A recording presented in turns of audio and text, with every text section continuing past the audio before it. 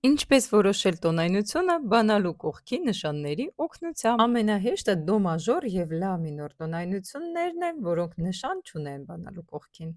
Հետո գալիս են դիեզները։ Վերջին դիեզը տոնայնության 7-րդ աստիճանն է, բայց մենք օգտագործենք լայֆխաք։ Գրում ենք դիեզի հարևան նոտաները։ Ֆա դիեզից վերև սոլ նոտան է գտնվում, ֆա դիեզից ներքև մի նոտան։ Ուրեմն սոլ մաժորը և մի մինորը կունենան մեկ դիեզ բանալու կողքին ֆա դիեզ։ Ահա այստեղ ֆա դիեզ և դո դիեզ։ Վերջին դիեզը դո դիեզն է։ Դո դիեզի հարևան նոտաներն են ռեն և սին։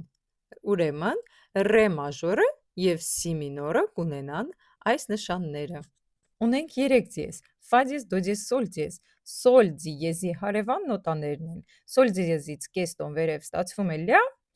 սոլ դիեզից մեկ տոն ներքև ստացվում է ֆա դիեզ։ Մենք բանալու կողքին ունեինք արդեն ֆա դիեզ, ուրեմն ստացվում է երկու տոնայնություն։ Լա մաժորը և ֆա դիեզ մինորը կունենան այս 3 դիեզները։ Ունենք 4 դիեզ։ Վերջին դիեզը ռե դիեզն է։ Ռե դիեզի հարևան նոտաներն են մին և դո դիեզը։